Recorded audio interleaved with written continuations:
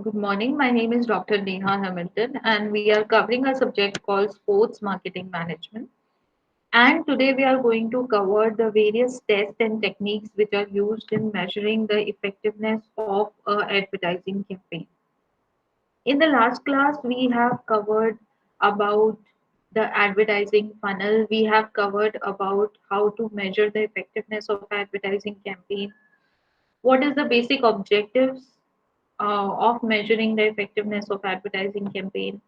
What are the factors that are used in testing for evaluation of an advertising campaign? We have covered that content is important, method is important, budget is important whenever we are testing for a advertising campaign. So I guess these points we have already covered. We have covered the advertising method.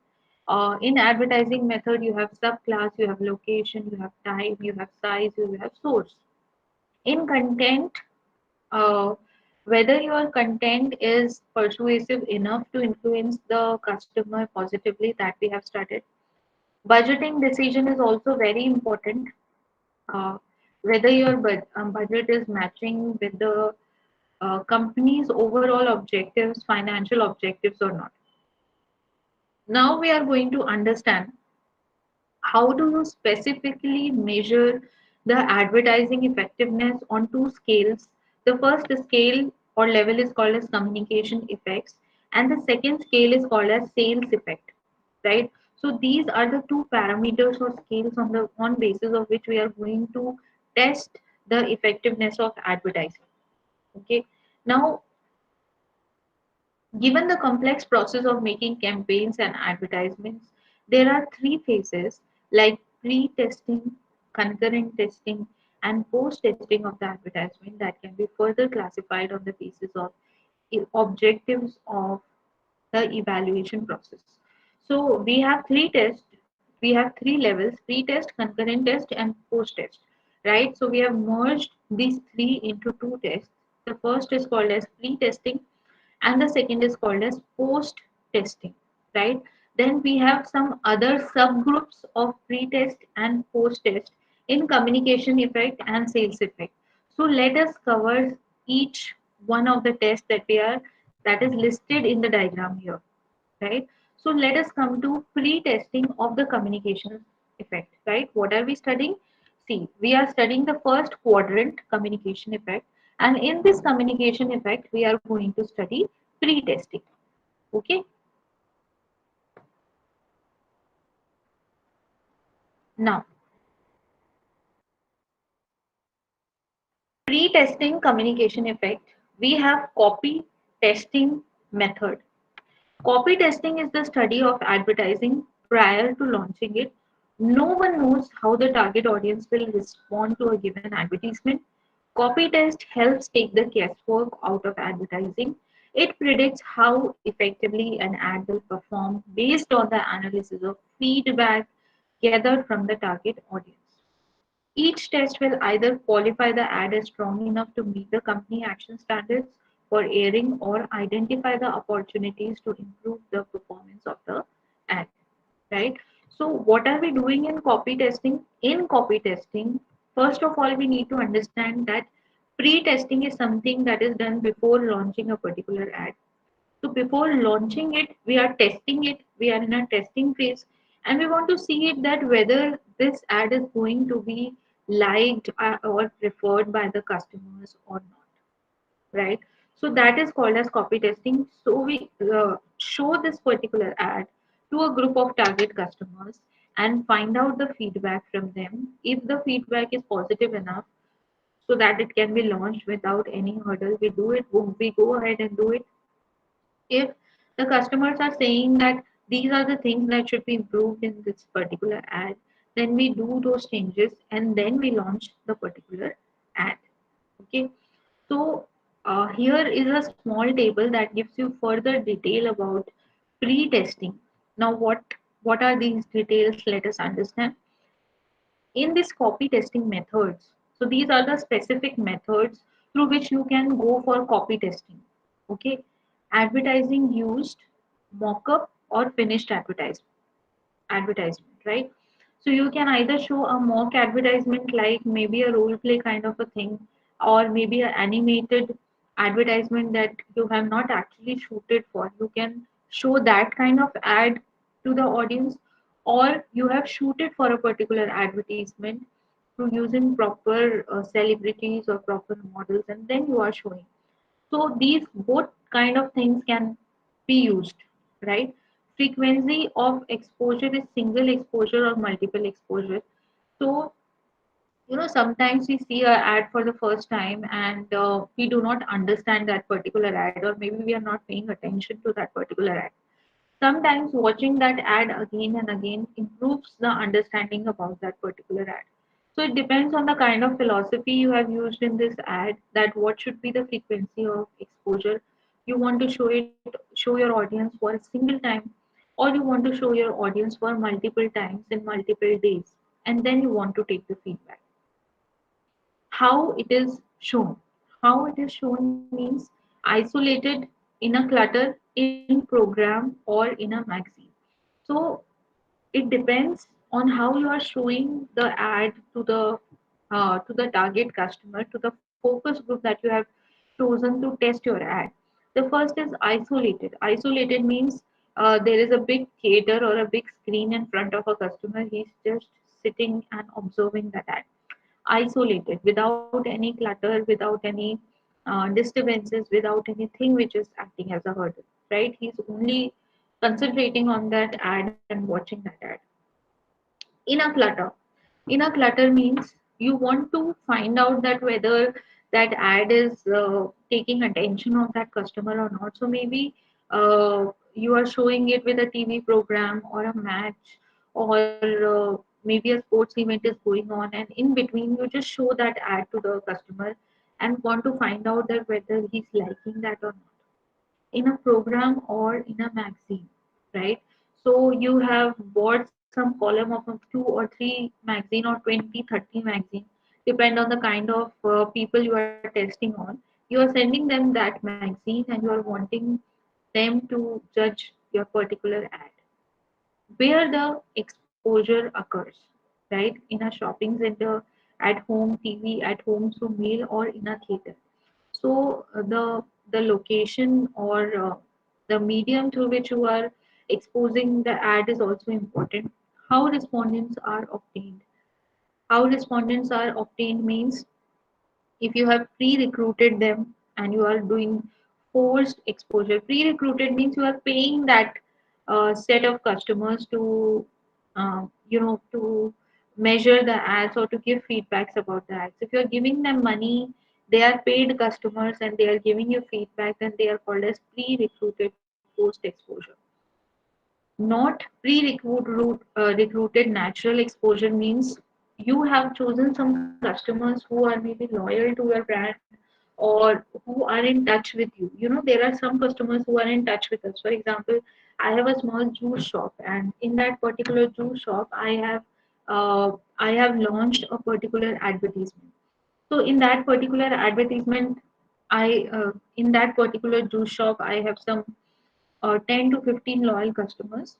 So I can do that testing with them also. When it comes to bigger enterprises, they will find out the customers who are regularly visiting a particular shop, and then they approach them and ask them through natural exposure. Geographical scope, one city, several cities, nationwide. Again, it depends on scale of your operation, how big your company is, how big your advertising campaign is going to be. And you show them in one city, in several cities, in nationwide. You are only showing your ads in the headquarters. It depends on what scale you are operating on. Alternative measure of persuasion, pre post test attitude behavior shifts. So you want to see that how that ad is impacting the purchase behavior of the clients, right? Multiple measures means recall, involvement, commitment.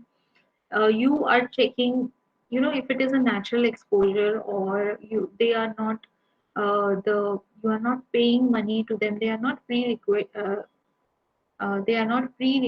workforce, Then what you can do is you can observe the change in the behavior after flashing them that ad, whether they are choosing that particular product or not. After only measuring persuasion, right? After only questions means after you are showing that ad, you are asking customers about the inclination of them towards a particular product. Test market sales measure, right? So test market sales measure means you have launched that particular ad, and then a test market means there is a big supermarket, and you have placed the hoarding of that advertisement on the in the entrance door, and you people are seeing it, and through CCTV cameras you are observing that whether people are checking on that product when they are going to the shop floor or not, right? Basis of comparison and evaluation: comparing test results to norms and using control groups. The control groups are basically those individuals who are in your testing group, right? You have kind of group when you are experimenting. The first is called as experimental group, and the second is called as control group, right? So control group are the people uh, you know uh, who are a part of experiment, but you are not doing any kind of you are not exposing them to any kind of advertisement, or you are not giving them any kind of stimulation. But when you talk about experimental group, you are showing them the stimulation, and then you are checking them that what is changing in them, right? So using control groups and experiment groups also, you can perform this copy testing methods. Now in pre-testing, now we have after understanding the first copy testing method, now we have come to the communication effect. Consumer jury. Advertisers used test audience called as consumer jury of potential buyers to test the advertised products known as jurors. So who are the people who are jurors? These are the people who judge your product, and they continuously participate in your experimentation. They consume your product, they see your advertising, and then they judge your product critically. Various ways of conducting test on the consumer jury are: now you have a consumer jury means set of paid audiences or set of paid target customers. Now how you are going to test, uh, how you are going to perform test on them. The first is order of merit. Under this test, points are given by the jurors to determine the best and the worst advertisement, right? So you may show them five different options of advertisement, and they are going to rank those alternatives and give you that which advertisement is best and which is not, right? So what are we studying right now? We are studying pre-testing method. Pre-testing means before launching the ad, how you are going to test the advertisement, right? So we are on the first quadrant. We are here, okay? We are here in the communication effects, and we are studying the pre-test. Pre-test means before launching the product, what kind of test can be done. We have studied copy testing, and we are now on consumer jury, right? In consumer jury, we have studied that consumer jury are the people set of audience who are paid, who are actually part of target market or potential buyers. Now you are performing some tests to find out that what kind of test can be useful for them, right? So yes. The first is order of merit, right? This I have explained you that you are going to show different ads, and they are going to rank those ads. Next is called as portfolio test. After looking through a portfolio of different versions of a particular advertisement, respondents chosen from the target market are asked to recall in detail those that they can remember. Their recall level indicates an advertisement's ability to affect the customer's knowledge and interest for the product. So, in portfolio test is basically a recall test, right? I am showing the customer five different versions of the same advertisement, right? and I am asking the customer to recall the advertisement which has impacted them the most, right? So that is called as portfolio test, showing them different versions of a same advertisement, and after showing all of the versions, asking them that what particularly is the version that they can recall. Okay, so that is called as portfolio test. Then we have mock magazine test. This is very similar to portfolio test. See, in portfolio test we are showing a video. In mock magazine test we are showing them a uh, ads in 5 different pages of a magazine, and we are telling them to close the magazine and which is the ad that they can recall. Definitely the ad that we can recall has the highest impact on our minds. That's why we can recall it, right? So it is like mock magazine test. Then we have perceptual mapping. What is perceptual mapping? uh, Perceptual mapping of attitude change compares groups or individuals through time or between experimental conditions and evaluate the difference in perceptions held by customers in different experimental conditions with use of multi-dimensional scaling. Now, this is a diagram which explains you how we do perceptual mapping of a particular product, right? If you can see that there are two axes, one is the x-axis which is horizontal one, and one is the y-axis which is the vertical one, right? Now, these are the two extremes on x-axis. If you will see, it is high nutrition, it is low nutrition. On y-axis, we have good taste and we have bad taste, right? Now, uh, for example, some examples are also given. If you see example of shredded wheat. See, shredded wheat is something which will have definitely have high nutrition because it is a whole grain. It will have high fibers, but the taste will not be that good, right? If you talk about Rice Krispie, so Rice Krispie somewhere has around medium nutrition and medium taste. It is not that tasty also, and nutrition is also medium. Now, when I talk about cocoa puffs, right, chocolate puffs, chocos that we get in market, they have good taste, but they are scoring very low in nutrition, right? So this is how we make perceptual maps. These perceptual maps are made, and whatever the consumer jury we have, we ask them to rate the product in this perceptual map. I mean, what do they think the where the product will stand, right? For example, new product is written here, so you always want your product to be somewhere around here. You want your product to have good taste and high nutrition also, right? So perceptual mapping is important because after watching that advertisement, what kind of perception do you make in your mind is very important, right? Whether it is good for health, taste good, what do you think in your mind that product is.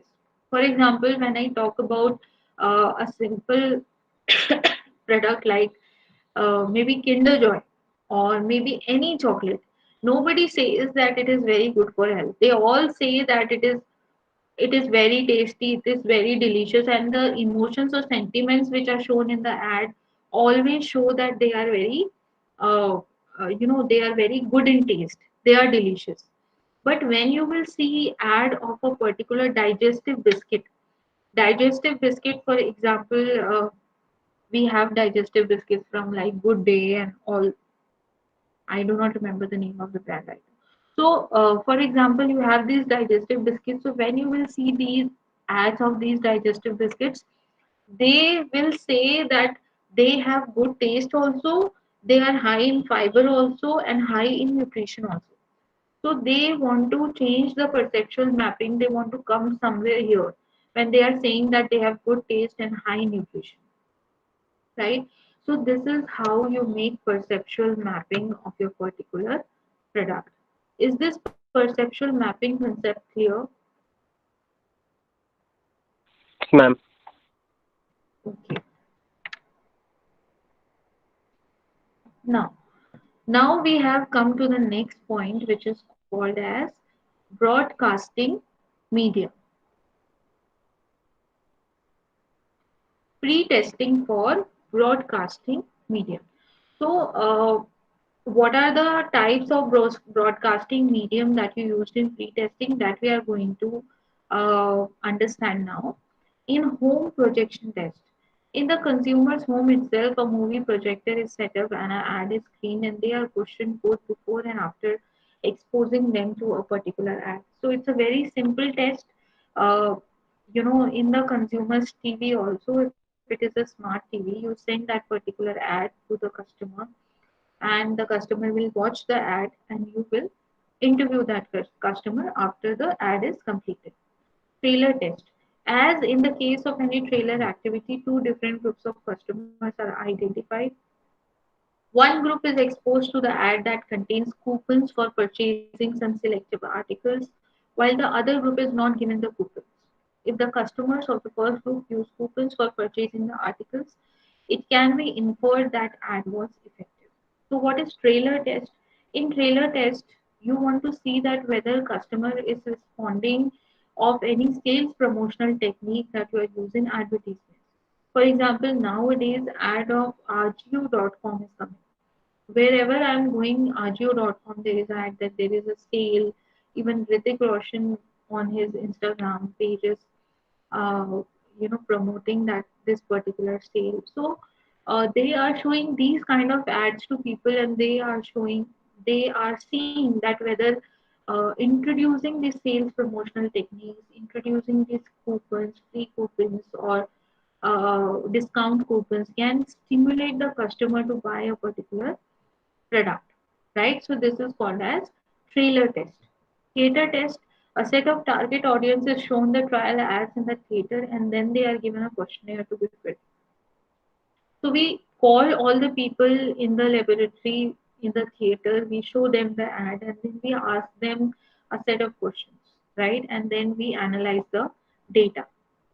Then we have live telecast tests. As against the above artificial testing environment, a real live environment is chosen, and the audience is exposed to the test ads through live telecasting.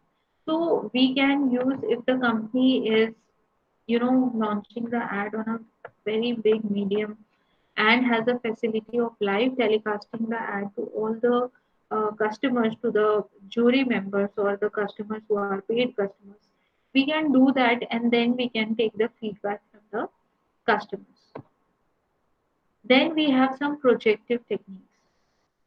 Now, what is this projective technique?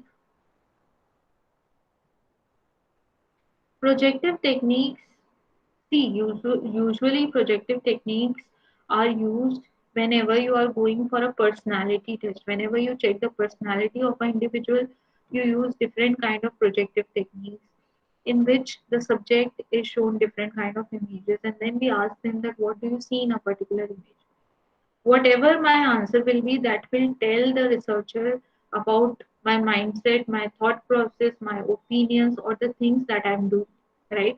So instead of showing them an advertisement, the researcher shows some pictures, words, simulations, and asks the respondent to tell a story about it, fill the details, and complete them, right? So in projective techniques, what are we doing? We are showing them some particular part of our ad, and then we are asking them that what do you know about this particular thing. Okay, for example, if somebody shows me M, that yellow color M is a very good symbol of McDonald's, and we can easily recall it. If somebody shows me that M symbol, I can tell them that this symbol is of a fast food industry which is very famous in India, and it has a very large number of outlets selling burgers and all those things, right? So I can relate in my mind from a particular symbol also only. This is the extent of marketing and promotion which is actually done by McDonald's. Okay, so now what are the specific type of projective techniques that I use? The first is called as association. The researcher present a word or some unidentified shape, and the respondent is asked to tell the first word, thought, or image that comes to him. So these are the small games also that we play, when we were in our childhood. uh, we show them a particular object, and we ask them that what is the first word that comes to you when you see this particular thing, right? So this is the association technique, because um, for example, sugar free is doing a association test. So maybe they will put a picture of very fit celebrity like Bipasha Basu. She is very fit, and she is always promoting sugar free brand. So if I show Bipasha Basu wearing a yellow color dress in a very like fit avatar, I can say I can associate her with that particular brand, right? So that is called as association. Association means you are showing the subject a particular image or a particular prop, and you're asking them that what is the first thing or first image that comes into your mind. So this is the first type of projective technique. Now let's talk about the second kind of projective technique, which is called as construction. The researcher presents a scene or picture, and the respondent is asked to make a story about it, right?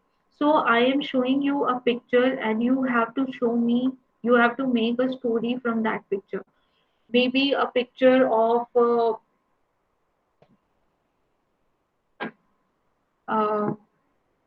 I can if I'm emphasizing right now, I can only remember that picture of let's say let's take example of MRF tires. If you can, if you have seen the ad of MRF tires, right? So I can picturize it in my mind, and if somebody shows me that ad, I can picturize it. If somebody shows me that girl who is on Parleji's biscuit packet, that small girl, a kid, she's very happily consuming. Or if you can picturize a picture on Amul butter packet or Amul cheese packet, a girl with a pony happily consuming Amul butter. So these are some images that are set up in our mind. If you can see a apple which is eaten, right? If they show you that kind of an image, you can easily connect it to the Apple brand's image. So association is very important in your mind. Construction, again, they show you a scenery, a picture to you, and they will ask you, can you relate this picture to a brand? This will show the marketer that how imbibed the thoughts of that brand is in my mind, or how much the customer can relate to a particular brand. Next is completion. The researcher shows an incomplete sentence or picture, and the respondents are asked to complete it with any word or the way he wishes. So if I ask you, ठंडा matlab dash, what will you say? ठंडा matlab, ठंडा मतलब, ठंडा मतलब Coca Cola. Yes, ma'am. Or if you can remember this ad in which they say कुछ मीठा हो जाए.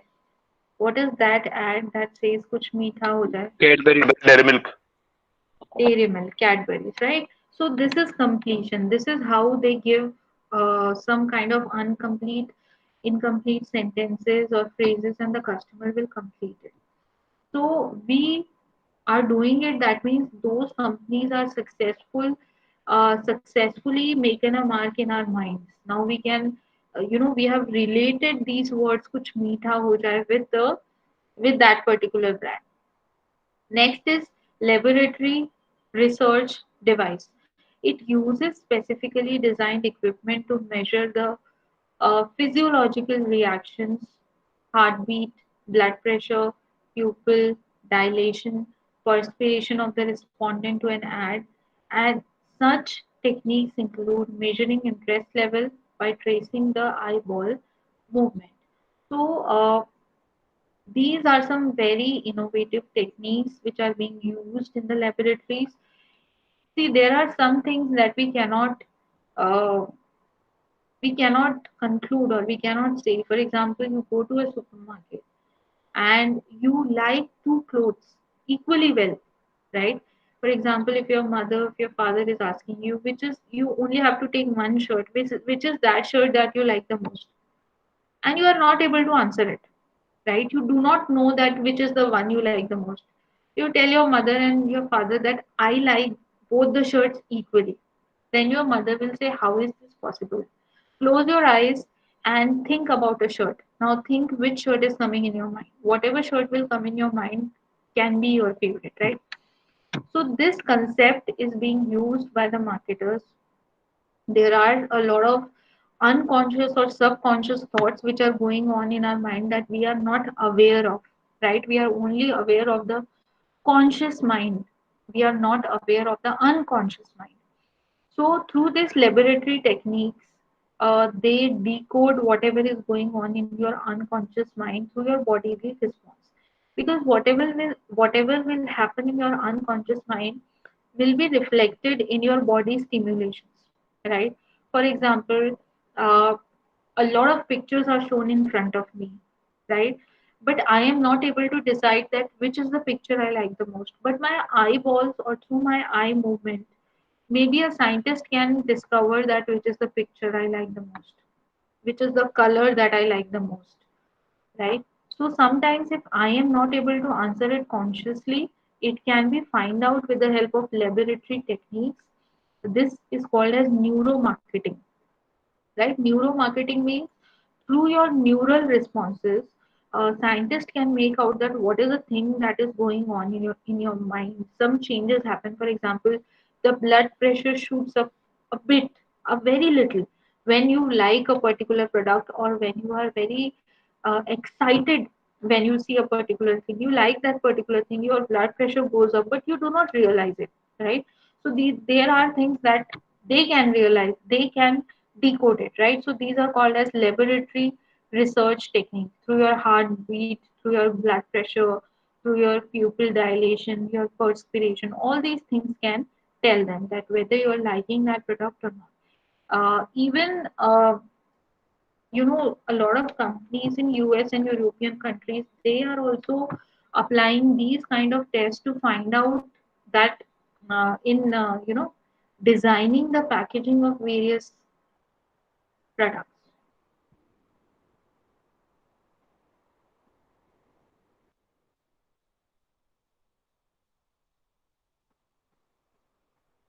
Now we have come to post testing, right? Now, what is post testing? Post testing means once you have launched the product, now you are checking that whether uh, it is successful or not, how much it is successful. All those things will come in post testing. So you are talking about recall test. We have already covered recall test, right? Aided recall means you show them a particular mark or a particular brand mark or a particular package or slogan, and then you have to judge that product. Unaided recall, asking the respondent if they have seen the publications by showing them only its cover and not inside the ads contained in it. So only through cover you have to guess, right, that what particular brand is that. So these are the post testing communication technique that we use: recall, recall, and unaided recall.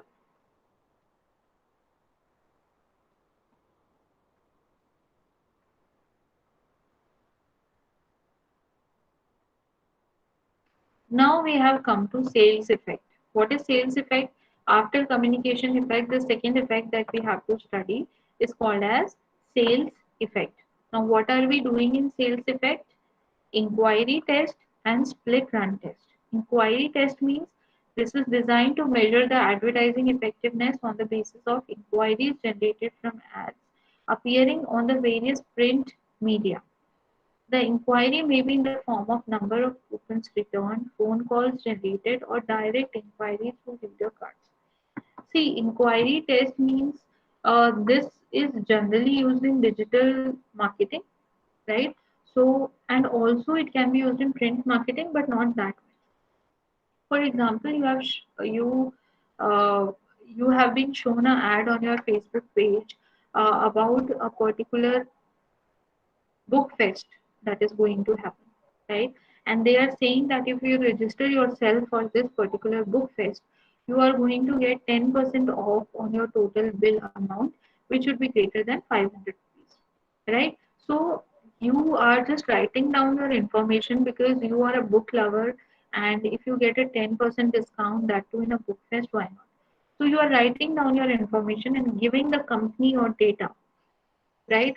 So this means that you are interested in that particular event. That then only you are writing your information. No, if I am not interested in reading books, I will just swipe that advertisement left, or I will avoid that advertisement. Why will I give my data, like my phone number, my name, my email ID, to somebody I don't know, right?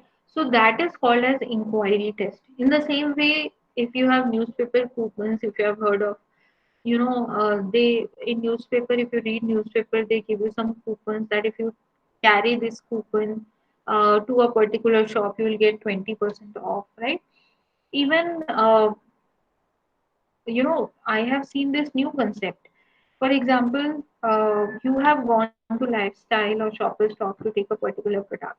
So when you are billing, they will give you a discount coupon for their online website, because at the same time they are promoting their online website also. If you are using that coupon, that it is going in their database that this individual has used this particular coupon, right?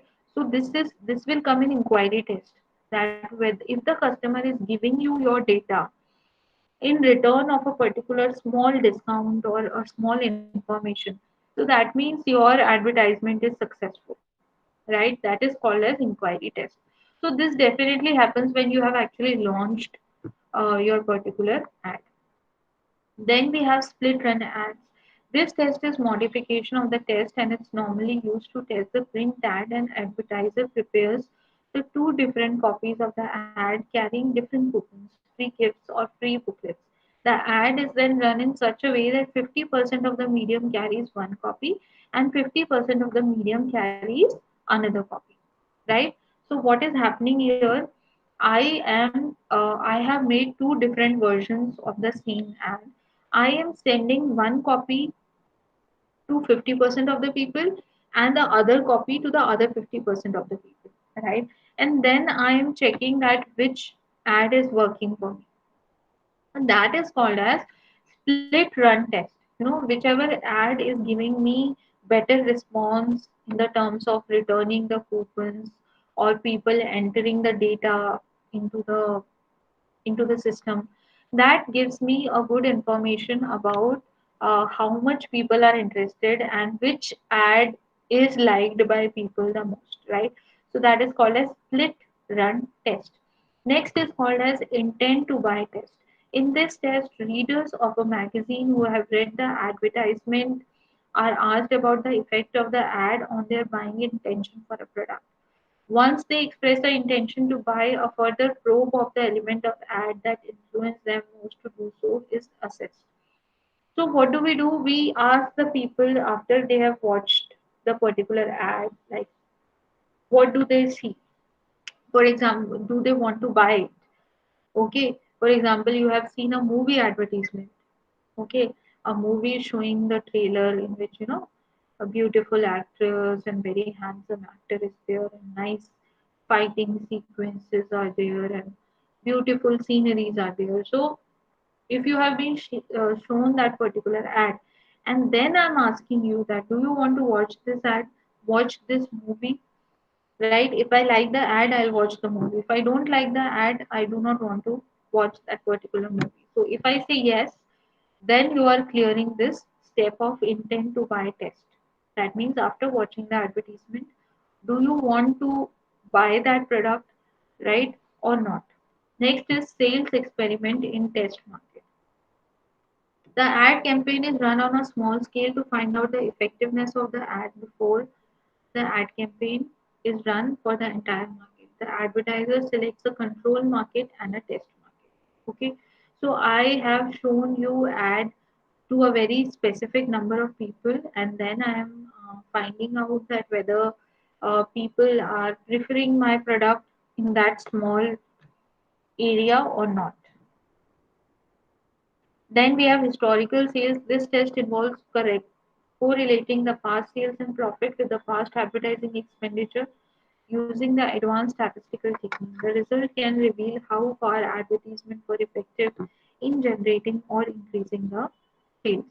So what are we doing here? For example, in the last financial year, I have launched a different ad, and on after launching that ad, I have seen my profits. Now in this year, I have I have launched a different ad, and on the response of that ad, I have seen my profit, and I'm comparing the profit of 2 years. Right, the ad that is giving me more profit is more successful. Okay, next we have experimental test.